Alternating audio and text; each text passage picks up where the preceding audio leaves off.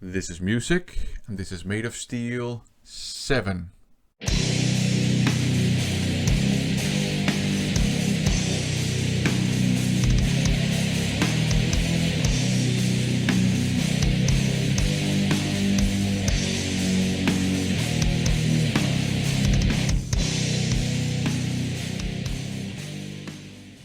Welcome to the 7th episode of Maid of Steel, a series of videos where I go through my collection of Band-Maid releases, physical and digital, and just talk about them.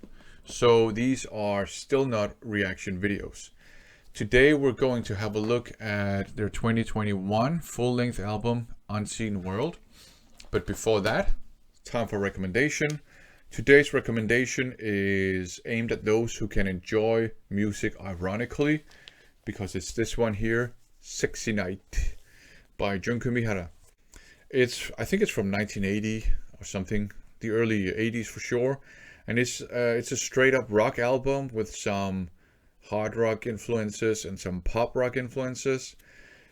Half of the songs, in my opinion, are actually genuinely good, or at least decent. But the other half are, to my ears, very cheesy, especially the title track. Holy crap, that's cheesy.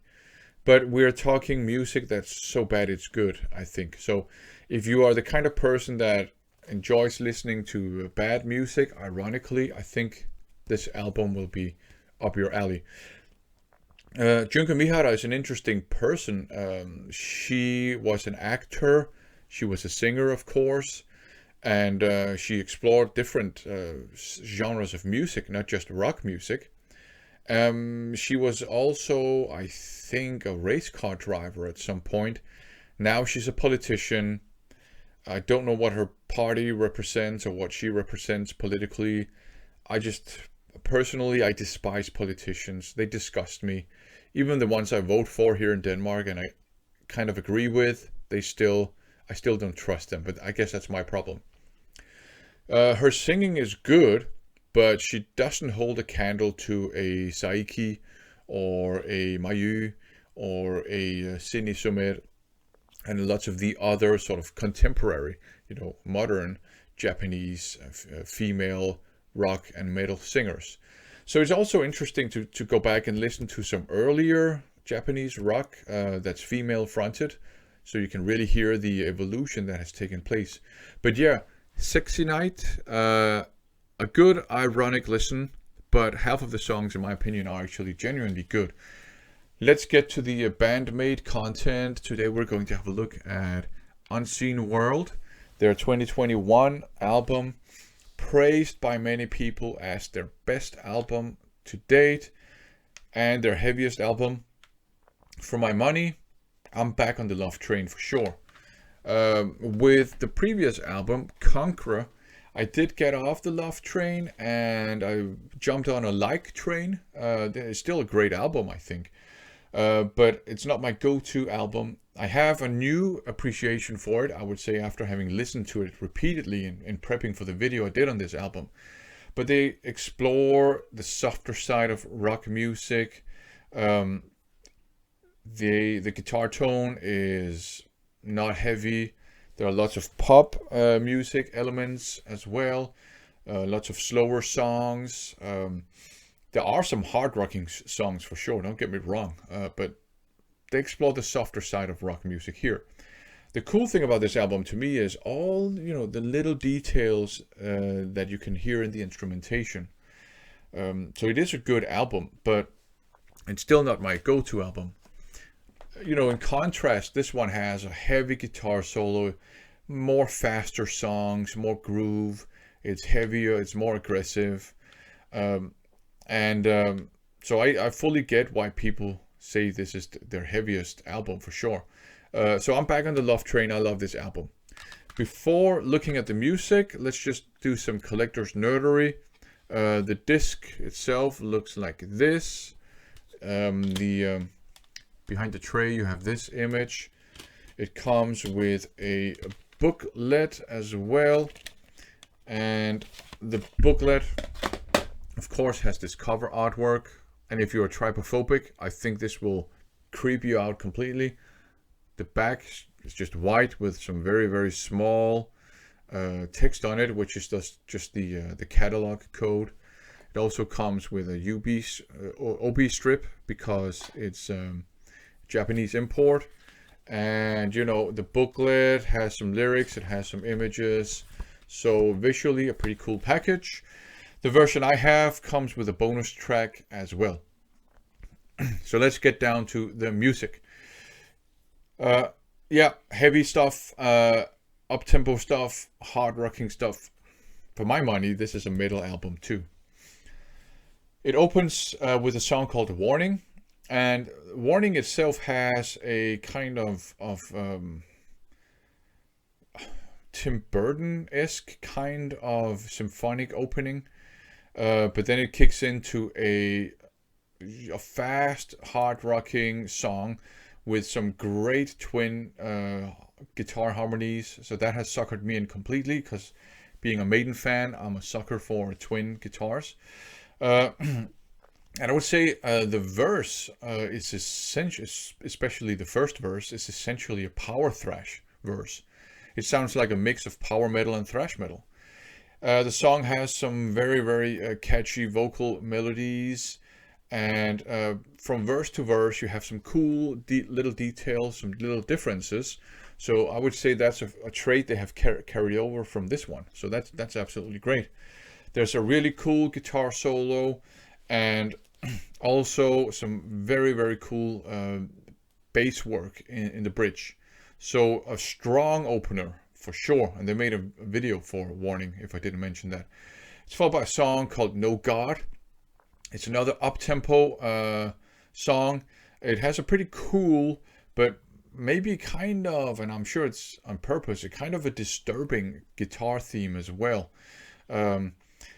The verse has some interesting dynamics going on in it. The chorus sort of harkens back a bit to the pop punk and emo kind of past. Their debut album was more of a pop punk album, so they're sort of maybe going back and drawing a bit on that, and it works pretty well in this song.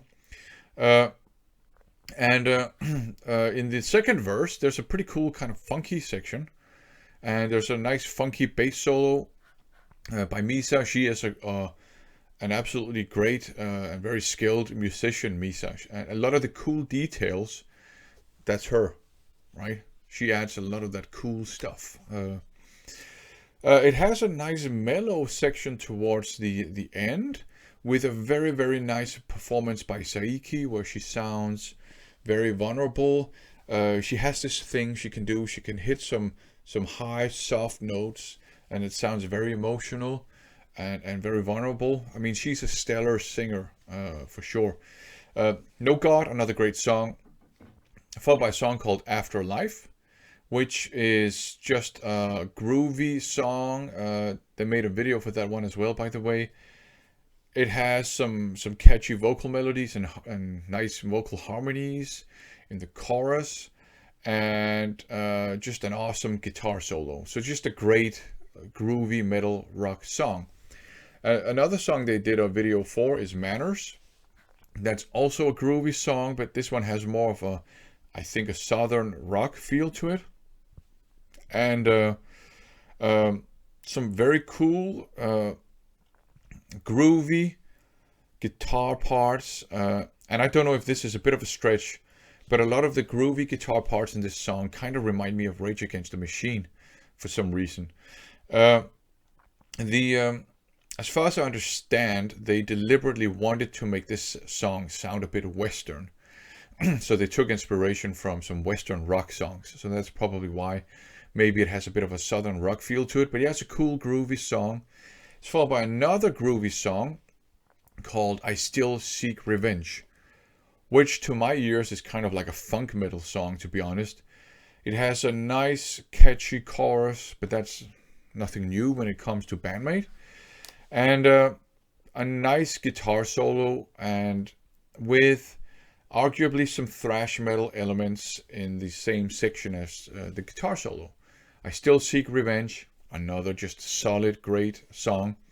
It's followed by a song called HGK, which is very dynamic, Has an awesome chorus. It has some very elaborate guitar work in it, and as far as I understand, it was actually very difficult to learn and to play. I read somewhere that it took Kanami 3 months to learn how to play this song, although she was part of writing it. So there you go. Great song. Followed by a song called Sayonaki Dori, or Nightingale, and this is a Miku song. Now, normally I do enjoy the Miku songs, but they're typically not my go-to songs. But this one might well be one of my favorite songs on an album full of favorite songs. It's very well composed, and one reason why I kind of like this song is that it has some twin guitar parts that sound quite Maiden-esque. They sound a bit like maybe post-2000 Iron Maiden, which I really appreciate. It has some nice vocal melodies. I haven't really commented on the drumming yet, but the drumming is great throughout the album, and it has some really nice dynamic drumming with some sort of different drumming patterns here. It's a quite heavy song, I would say, but it does turn melancholic towards the end because of another utilization of guitar harmonies. Now, I don't think it's unfair to say that Miku is not as trained a singer as Saiki is. And Miku's voice is not as trained as Saiki's voice. To my ears, Miku has a rawer singing style. It reminds me a bit of the singing style of the bass player from Link to Site Sigure. She does some backing vocals every now and then, and she has just a very raw, belting kind of way of singing. Miku is similar. Miku's voice is sounds a bit more kawaii, though. It has like a kawaii feel to it. But she sounds raw. She sounds very vulnerable and volatile because of the rawness. But that serves this song very well. She does a great job singing on this song, I think. There's some great vocal melodies. Towards the end, she hits a really high note, but it's not like operatic or anything. It's just a letting it rip, belting high, raw. Sounds almost like desperate high notes she sings. So very, very, very, very impressive vocal performance by Miku in this song. So Sayonaki Dori, Nightingale might be one of my favorite songs in this album. It's followed by another groove metal rock song called Why, which has some pretty cool wah-wah guitar stuff going on. It has some nice funky undertones, especially in the bass. And there's some heavy groovy riffs as well in that song. So it's just a solid groove rock, maybe even groove metal song. I mean, we're not talking Pantera, but it's groovy. And in any case, it's a good song. It's followed by a song called Chemical Reaction. That's another groovy sort of metal hard rock song. It has some nice, cool guitar melodies and themes going on. It's quite heavy and cowbell. Just saying. And that's all I'm saying. It's followed by a song called Giovanni. And I think the lyrics are inspired by a Japanese fantasy novel or something like that. It has a quite heavy and ominous opening. I wouldn't go as far as saying that it's doom metal, but it is actually kind of ominous. Has some of the same kind of like vibes as at least sort of traditional doom metal. So that's pretty interesting. I don't think I've heard that from Band-Maid before, so that's cool. The main song, however, is an up-tempo song. It's quite melodic. It has some power metal guitar parts, I think, going on as well, which is interesting. It also has some cool, slower, heavier sections. I wouldn't go as far again as calling it doom metal. One thing that's interesting is that the guitar solo sounds very chaotic and frantic here. I do have a suspicion that Kanami's approach to guitar solos is similar to my own. She's just a million times better than I am. That I think she composes her guitar solos. I think she sits down, thinks about it, writes her guitar solos. I don't think I'm just speculating, of course. I don't really think she improvises her guitar solos. I'm terrible at improvising guitar solos. So I like writing them, and I took a cue from Adrian Smith, and of course he's also a billion times better than I am. But he also likes to compose and plan out his guitar solos. I have a suspicion that's Kanami's approach, but I think in this song it sounds like she's just letting it rip. She's just exploring a chaotic guitar solo, which is interesting. Yeah? I like that. So Giovanni is followed by a song called Honkai, or Ambition. That's just a solid hard rocking song. It has some great riffage, as per usual, because it's Band-Maid. Some nice catchy vocal melodies. And it becomes melancholic and almost kind of semi-epic towards the end, I think. So that's interesting. And this one has just a rocking guitar solo, just a rock out with your apron out, I guess. A great guitar solo. And that's followed by the last song on standard versions on this album, Black Hole. This is the song I've noticed that online, that if you have some Band-Maid fans and they want to recommend some Band-Maid songs to metalheads, they always recommend Black Hole. And I see why, because it's their fastest song. It has some very impressive double bass drum work by Akane. It has some, I would say, thrash speed metal sections, all out thrash metal sections, especially the drumming is thrash metal. It is their fastest song as far as I understand. It does have some funky vibes in the verse. It does have some punky vibes in the chorus. And in the bridge, there's a almost like creepy circus, killer clowns from outer space kind of, creepy circus part to it, almost like psychopathic part to it. And later on in the song, they have some na na na na na kind of vocals on top of really aggressive thrash metal parts with just machine gun drums.